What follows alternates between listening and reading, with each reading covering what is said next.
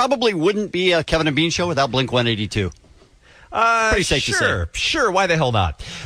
They're one of our all-time favorite bands, and one of our all-time favorite people is Travis Barker. He is in studio with us here on the Kevin and Bean Show right now. Just announced 2 upcoming Blink-182 shows celebrating the 10th anniversary of their untitled album, which we call Blink-182. They're going to be doing that on Wednesday, November 6th and Thursday, November 7th at the Hollywood Palladium. Tickets are going on sale Friday at 10 a.m. at Ticketmaster. A chance to see a huge band in a tiny place. Hey, Travis, do you mind taking one call? Yeah, no problem. Mark? Hello. What's going on? Hi, how are you? Mark Hoppus is on the phone. What's up, Mark? I have Travis in the studio. Hi, everybody. Hey, how about the singer of that last song you guys played? Wow, he's great. He has a great voice. He is the best. So, Mark, what's going on, man?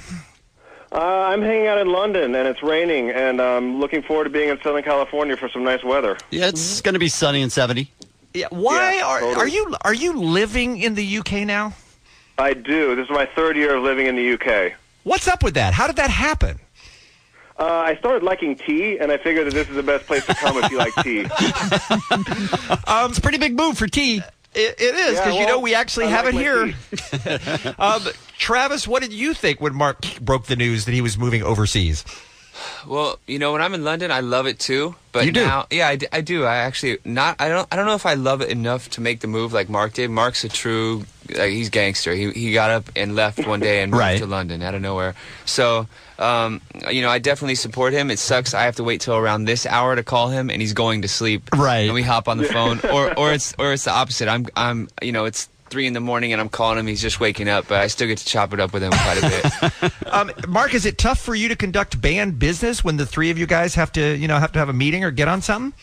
Yeah, but I moved over here, so I'm kind of the one that's far away. So it's kind of on me to go back to California. That's where we do all of our stuff, is in Southern California. So when we have to do stuff, I go back home. Does a restraining order come into play here at any point?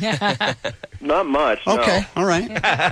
Well, Travis was telling us that the 10th anniversary of the Blink-182, the Untitled album, is an album that he said was a big change for you guys, and you all kind of hold it up as maybe even your best work. What are your thoughts on that as you look back 10 years later?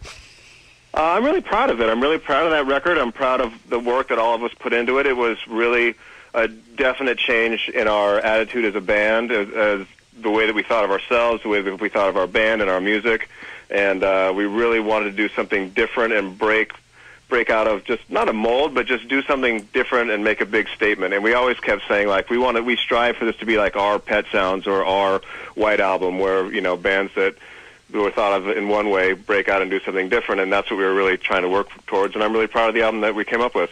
And you're going to play it from start to finish. Yes, indeed. I've been practicing it. You have? Well, it's good to know. How much do you have to practice, seriously? Because Travis was talking about practicing playing the drums over the weekend.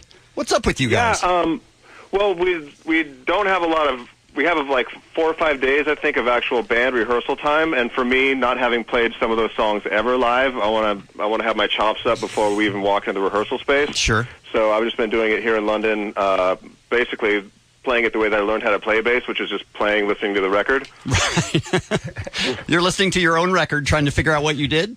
Yeah, there actually is a lot of that. And sadly enough, there's been times when I've had to go on Google and try and figure out the lyrics of songs that I wrote myself. Really? Oh, my God. That's funny.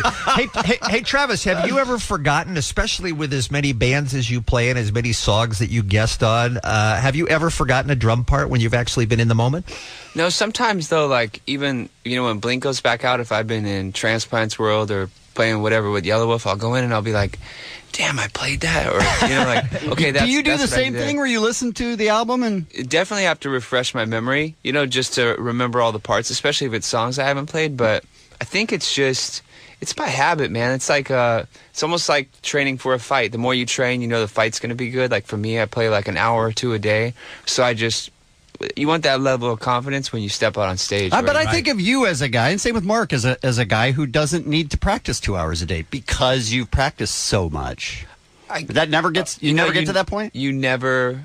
There's always room to get better. That's how I always see it. Like there's always room to get better at your instrument. Not you, Travis, but Mark especially. Right? That's the good thing for me. See, Travis got so good at his instrument early that it's difficult for him to progress now because he's so far ahead of everyone else. That's crazy. me, I have a lot of improvement to do, and it's easy to get better than where I am. You are playing at the level of a second-year bass player right now, though, Mark, which is great, which is a big improvement for you.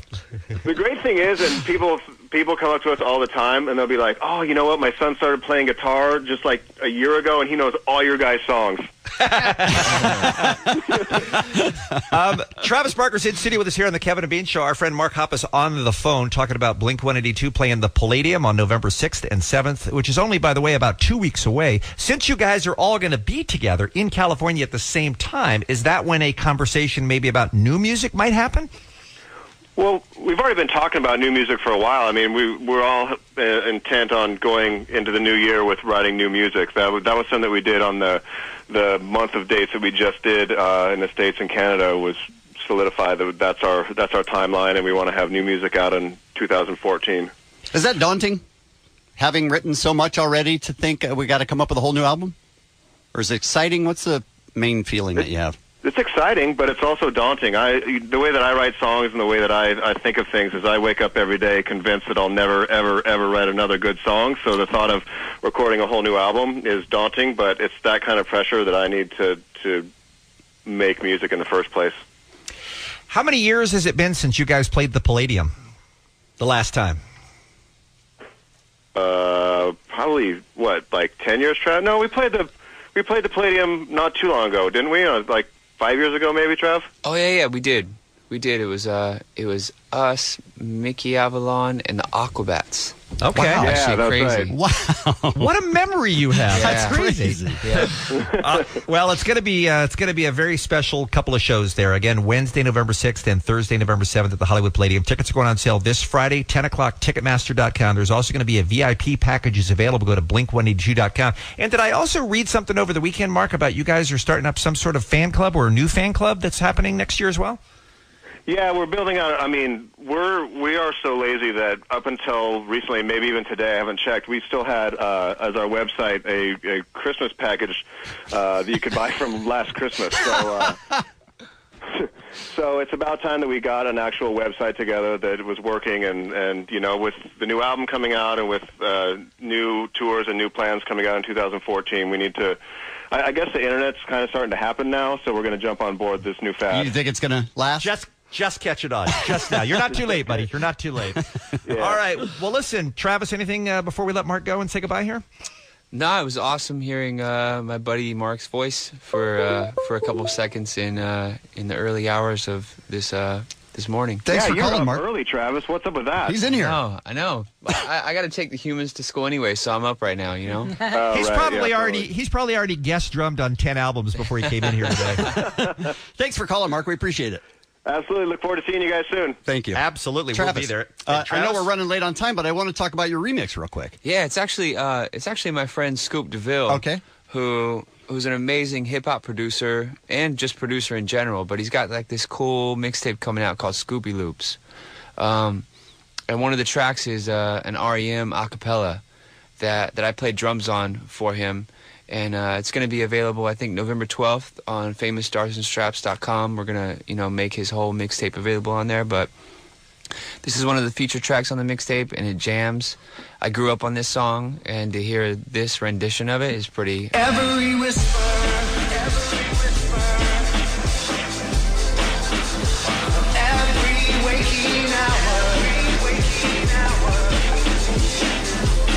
I'm choosing my confessions.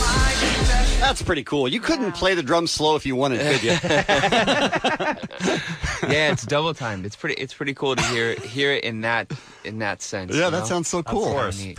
Travis, you're the best, man. We love you. Thanks so much for coming in. Oh, man, it's great to see you guys. It's great to talk to you guys. Thanks for having me.